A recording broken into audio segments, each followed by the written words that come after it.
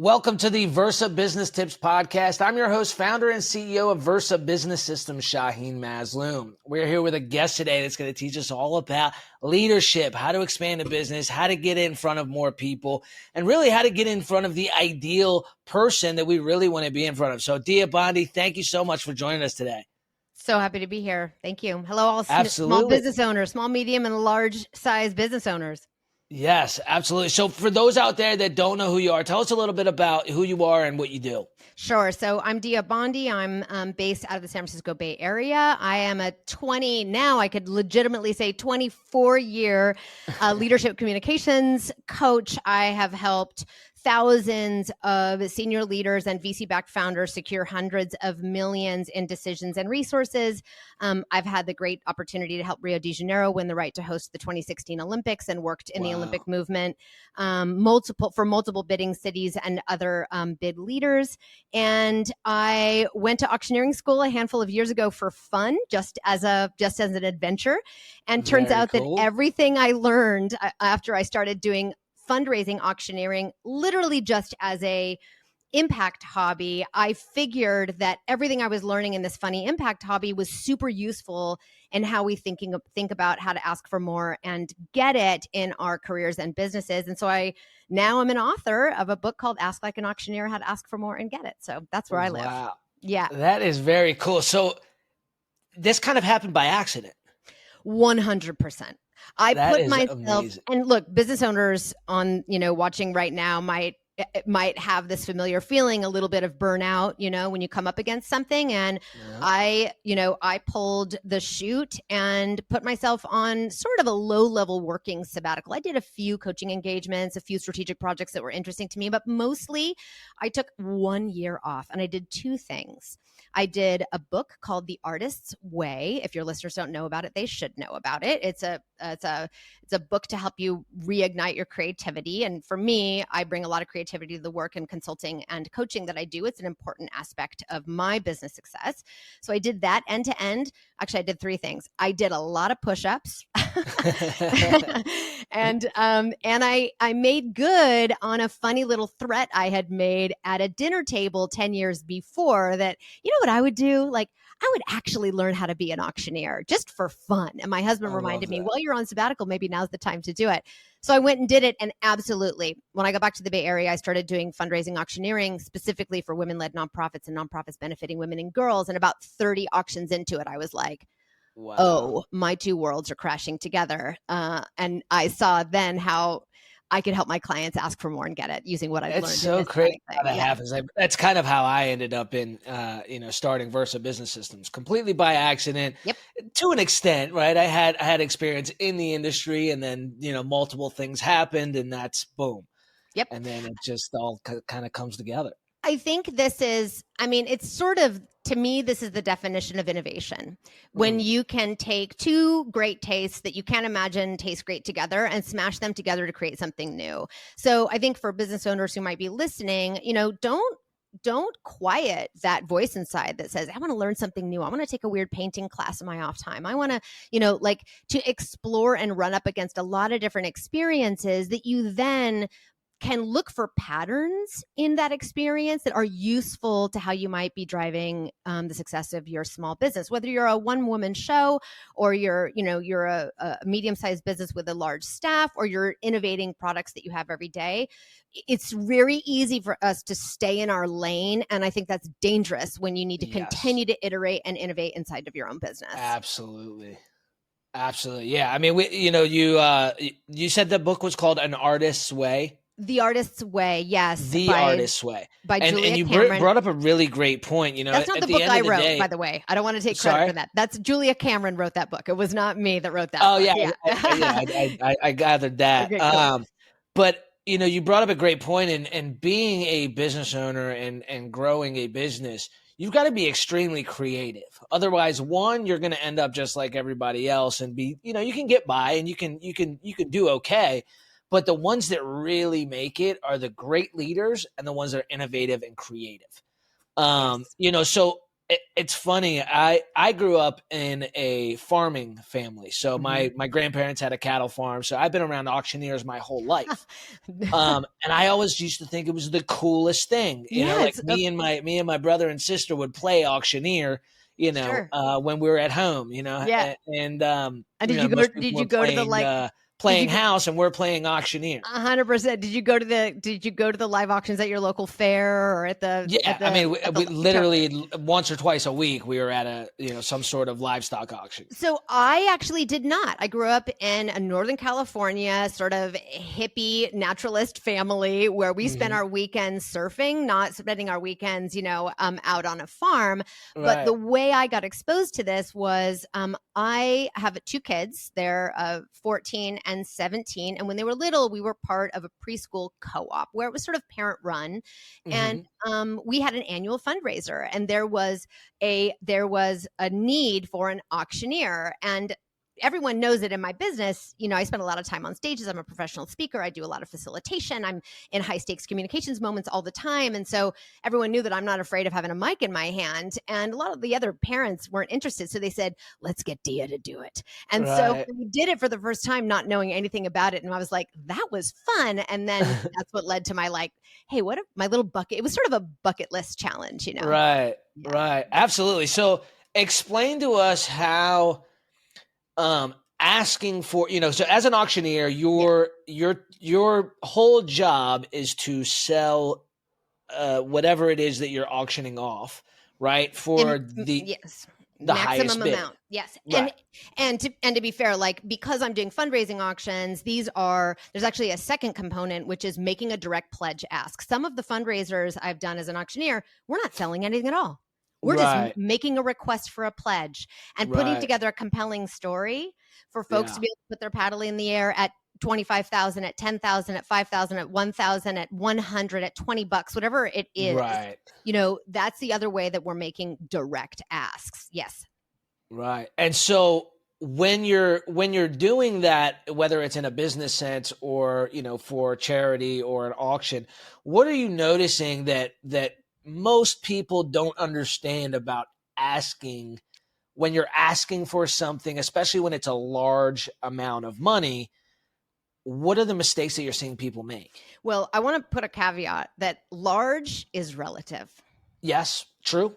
I Yep. mean, your customers and folks who are listening right now, what's large to you today probably looks, seemed impossible earlier. And what seemed large 5 years ago seems like table stakes for you now. So Right. large is very contextualized and very relative to where you are in your business growth, where you are True. into the leveling up that you're doing in your business and in the context of where you work or, what you're working on every day. So I just want to add that because it's easy for us to think about big asks just in sort of absolutes, but they are so subjective.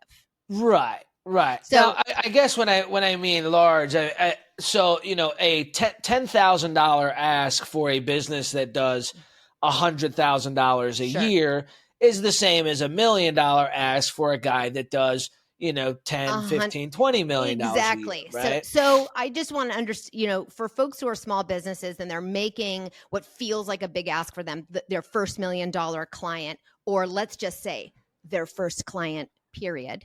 Because Right. that's a moment, or they're Yep. asking for, exactly that. You're asking for that large investment, whatever ask you might make, if it feels big to you. One of the biggest mistakes I see people make, and what I saw when I started auctioneering, because what I'm not asking people to do is learn how to auctioneer. That's not what I'm Right. interested in doing. This is much more about seeing that in the years of my communications coaching work, what I'm basically doing is helping people put together a compelling story to create a particular outcome. And Yep. from them as a leadership voice. And I always have to start that coaching engagement with the question, what is it that you're asking for? And it's usually headcount, resources, in a level of engagement from somebody, an opportunity. People make in my skills workshops, people make it a little bit more personal, and they say things like an opportunity to get on a stage, a chance to run a strategic project at work that'll raise my visibility. Which, by the way, small business owners, the kinds of projects you run and how visible they are to your market does impact how you're positioned in your market. Okay. 100%. So it's not, Yep. that's not just reserved just for employees. So when I ask that question, what I'm what I'm asked back is, well, Dia, what do you think I can get? And that might be a familiar question for folks listening. And it's a good question. But the problem is we end up designing an ask based on what we think we can get. We go make that ask, and then we get a yes, and we think we're awesome. But that's not what we do as auctioneers. That would be the equivalent of me saying, I'm gonna sell this piece of art for $10,000. Who's in at 10,000? They put their paddle in the air, and I say sold immediately. And that's it. Yep. Because I'm aiming for the first ask of the first yes I can get. So what it means to ask like an auctioneer is to do this, is to ask and get a no. Because you saw, Shaheen, in your childhood, I, as an auctioneer, cannot actually sell anything I'm offering to the audience until I get a no. I can say, are you in for this piece of art at 5,000? Who's in at 5,500? 5,000 at 5,500. Somebody's in at 5,500. I'm going to say 6,000. Are you back in at 6,000? And the person who is at 5,000, who I'm now asking 6, they say, no. I've just identified that now is the time to sell. Why? Because that no is great news. It lets me know I've maximized the potential of that ask. Yeah. But we don't do that in our careers and businesses and lives because we're afraid of the no. Yep. We don't want to experience rejection and humiliation of getting a no. And usually everything that lives between a mostly guaranteed yes and that absolute no, all those increments that live in there, I call that zone, everything that lives in that zone, I call that zone the zone of freaking out.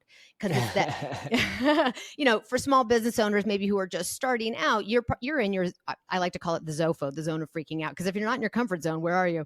Right. Small business owners who right now are maybe a year in, they're in their ZOFOs constantly. Whether you're raising, VC funding or you're pursuing that whale of a client, you just can't imagine, like, if everything feels like a Hail Mary, right? Mm-hmm. Well, when we're making asks that don't answer the question, what do I think I can get? But instead ask the question, what do I think will get me a no? You're going to inevitably end up with more, because either you're going to get the no and negotiate down a little bit and land somewhere above if you had reached for a guaranteed yes, or you're going to get a yes. And you're going to have your mind blown. No, yeah, it's so true. I mean, I feel like we're all wired that to an extent, right? Until you realize what what's really out there and what the opportunity really is, right? Like, until you close that $1 million client, you don't even, it's just a thing that you want to do. You know what I mean? It doesn't seem feasible or even real until it actually happens. It seems outlandish. And that's why at the beginning of this conversation, I was like, okay, but big asks are all relative, because what seems expensive to me seems cheap to you. What seems expensive to you seems cheap to me. And I'm not just talking about money. Okay. I'm talking about scope of projects. I'm talking about, I'm talking about making asks around all the kinds of resources that you might need to elevate the visibility of your business, grow your authority in a particular space, find intangible resources that can actually make a huge difference, along with the cash you need, like, it's all of those things. Yeah, so 100%. Yeah, something has more value for one person versus somebody else. And so a friend of mine calls this, like, you can't shop from your own wallet.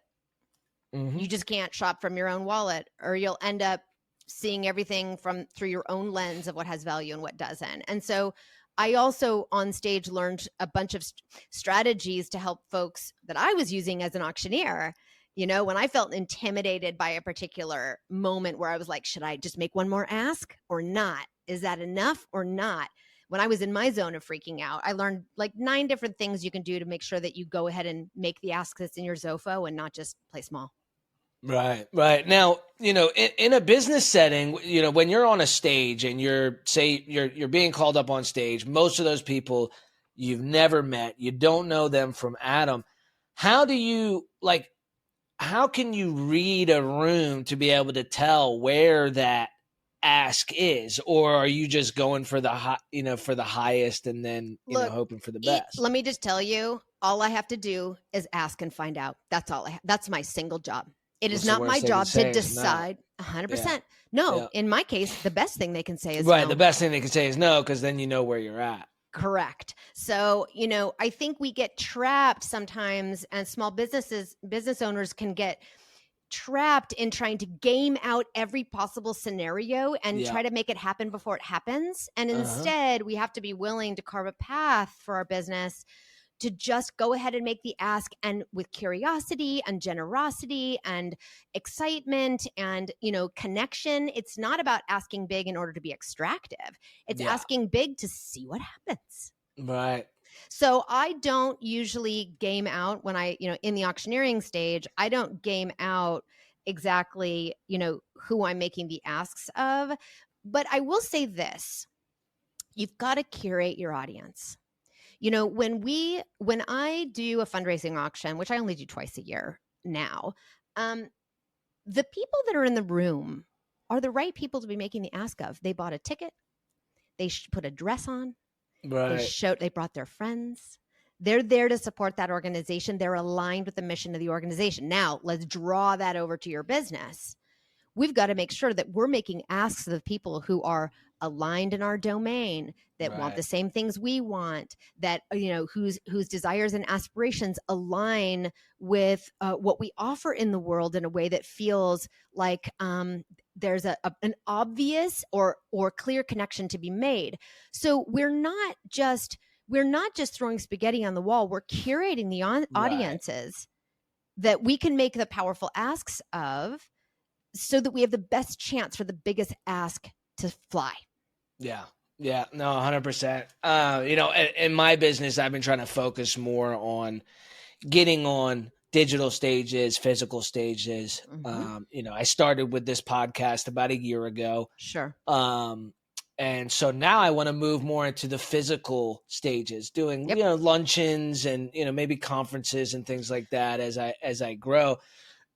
Because being in front of an audience, whether it be digital or in person, now you have hundreds, if not thousands, of potential customers. Yep. Whereas a one-on-one conversation, you've got that one person that can say yes or no. Whereas when you're talking to a large audience, now you have the opportunity of a much bigger, much bigger opportunity. Yep. Now, you're talking about, I'm going to jump in here and say that you're talking about the kinds of asks, the requests you might be making that grow your influence in your market. Yeah. Like there are 4 types of asks I hear people make that help advance their goals. Money asks, for sure. Authority asks that grow your authority. Right. 3 asks that grow your influence. And that example you just gave is about influence, growing your influence. Mm-hmm. And 4 is growing balance, which isn't about work-life balance.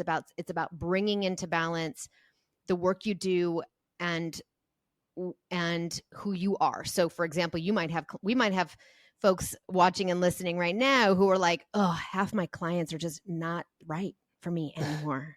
Right. So, what asks might you make that help bring more into balance who you serve and what you want to do in the world? Yeah, so true. So with the book that you wrote, mm-hmm. Tell us a little bit about that and what that outlines. So the first section is literally about explaining the concept I just shared with you and folks who are watching and listening. What does it mean to ask like an auctioneer? It means to ask for a no and reframe the no as something good, not something as a liability. And to recognize that if you're going to do that, every single ask you make is going to be the one that is in the ZOFO. It's going to put you in the zone of freaking out because there's no guarantee. It is, you have no idea what they're going to say. Right. And you can get all those crazy feels about like, maybe they'll think I'm crazy, and my answer to that is, if you can explain it, you can ask for it. So that's sort of what the first bit is. And then I share 9 ideas I learned from the auctioneering stage to help you. If you're going to make the asks that put you in the zone of freaking out, how do you make yourself do it? How do you go ahead and push send? How do you go ahead and pick up that mic? How do you go ahead and book that luncheon with that prospect? Like, how do you go ahead and do the thing, Because you can't expect it to feel cozy. It never will. The definition of the zone of freaking out is that it makes you freak out a little. So we talk about the 9 ideas you can use to help you go ahead and do that. Ideas like, I'll just share 2. Can I share 2, Shaheen? Yeah. One is that, this is my favorite one, which is that price is a measure of value, not worth. Yes. A lot of small, medium-sized business owners, especially when they're just starting, take the answers they get very personally, because you are your business. You know, I mean, Shaheen, you're in this position. I am too, where we're the face of our businesses. Absolutely. And we are a personal brand, right? So, but we have to remember that price, or what somebody will do for you or with you, is a way to see what they value and how they value it, not a way to define your own worth or worthiness, because that's infinite. Yep. I've learned that from the world of auctioneering, because my clients would say this piece of art is going to go for 10 grand. It would go for 2. They'd say this vacation is going to go for 5 grand. It would go for 25. Like, we have no idea what people value, but the asks we make can help reveal depends that on the to audience us. as well, right? 100%. And the other idea that it's important, it's easy to go ahead and make the ask if you can be legitimately clear about what the offer is you have inside of that ask, and not from a transactional perspective, but from like a storytelling perspective. When you say, for example, when I make direct pledge asks, I'll tell people all the time, you know, tonight when you raise your paddle in the air and donate to this organization you care about, you have the opportunity to live in alignment with your values. You have the opportunity to be a hero to 25 kids who you'll be funding their summer camp, whatever. But we've got to make sure that we can be clear about what's in it for them. So that's the middle section of the book. And then the last section of the book is all about storytelling frameworks to help you set up the ask.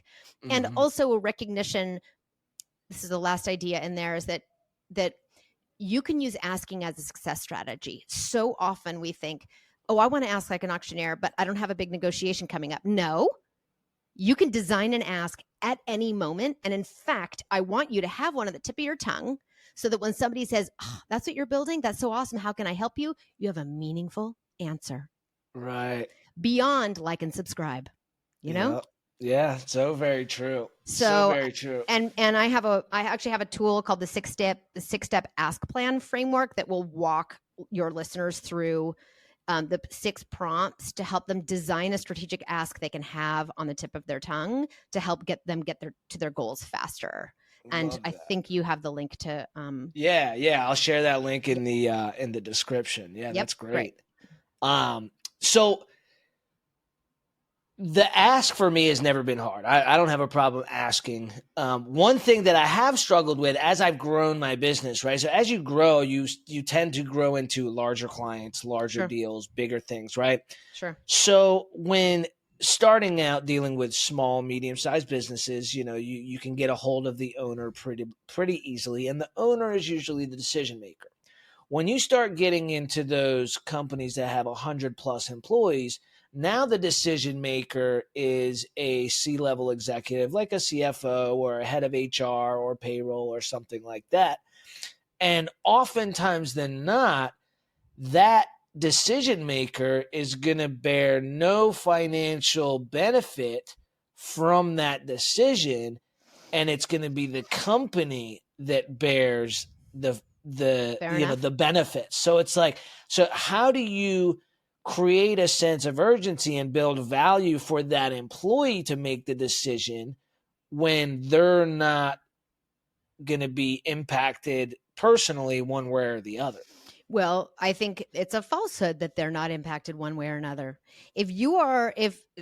I mean, with all due respect, you know, like this is what I mean by we have to find the offer inside of the ask beyond the transaction, beyond the deploy this product across your benefits packages and you're going to save 10%.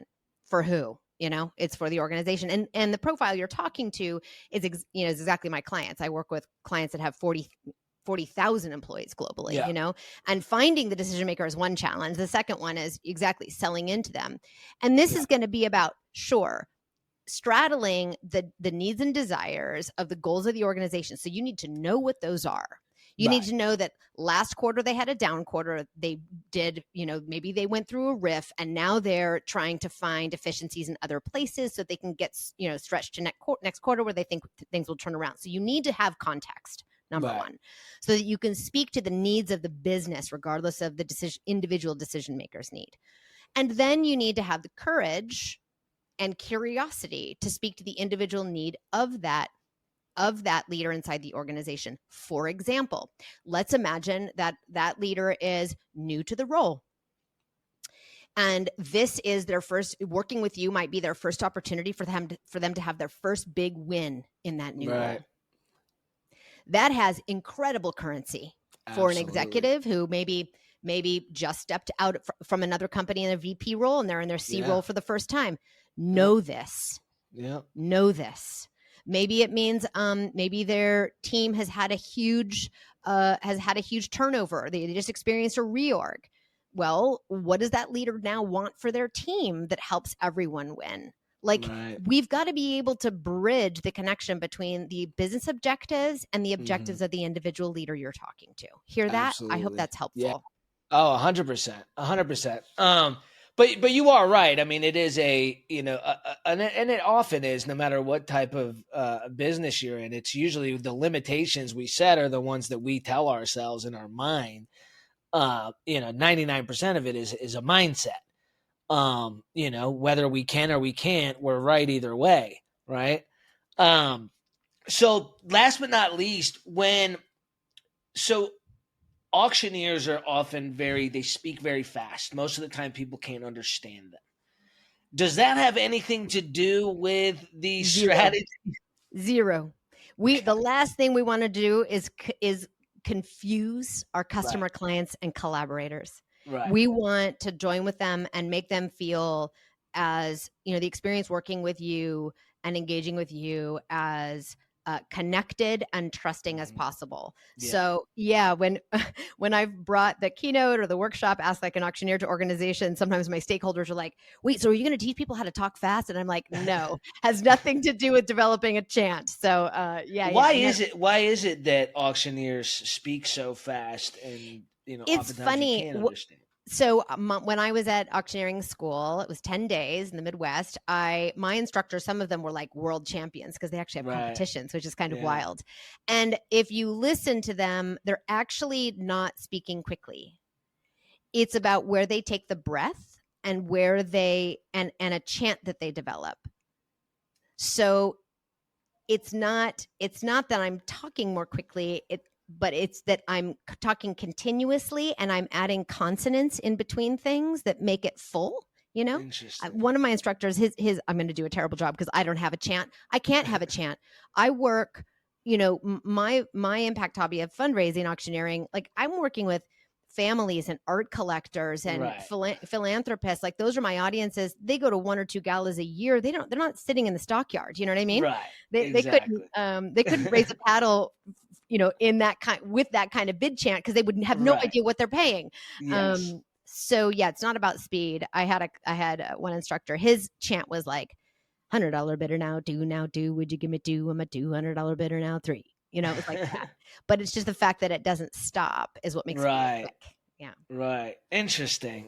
I've always wondered that because I noticed there's a few auctioneers that I remember from being a kid, and they all had a different chant. It's called the chant. Yeah. Mm-hmm. And so they just the chant is just in between the numbers. Correct. And so exactly. And what's the reason behind that? Is that just the way it's always been? I never really got a square answer about that. I think it's about sort of the artistry and the entertainment of it. It's about because it's a show. I mean, look, I do a lot of art auctions. I don't have a full chant, but I do have a way I show up and ask for numbers, Right. And it's pretty powerful, and it's a rare thing to have a woman in front of the room. Like, let's be honest, there aren't very many of us. So 100%. I do one art auction every year in the San Francisco Bay Area, and we sell, I think the gallery sells 150 pieces that are hung on the wall, and we pull 10 or 12 off the wall to do just the live part.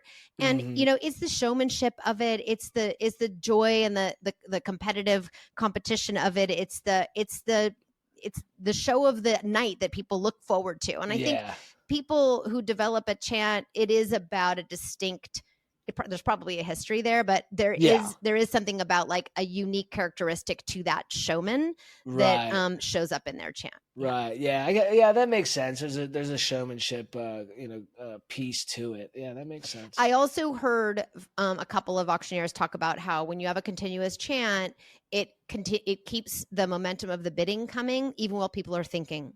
So instead of having silence between while people are thinking about whether they're going to raise their paddle again, you're filling that time and letting them what they call that crying. You just cry through it. You do some crying for a while. And that's not true in all auctions. I mean, you can look at some of the fine art auctions at Christie's and least others. The faster I could now that I'm seeing it and thinking about that, it's definitely going to lead to a faster response too, because there isn't that downtime. When you have a downtime in between questions, now you have more time to think about it rather than reacting. Sure. Understanding that some of the fine art auctions that are run by Christie's and others, you know, it's just a very different style. And there is quiet between taking a bid and saying where we are in the bidding process. But yeah, I think, you know, I do, going back to your question about like, is talking fast sort of part of it? I'm going to say no. And the thing that I want to invite people to consider is that when we make big strategic asks that help advance our business, we can do it from a place of curiosity and generosity and clarity and connection. It is your job when you're making the ask to give it its best potential by using those things I just mentioned: clarity, connection, curiosity.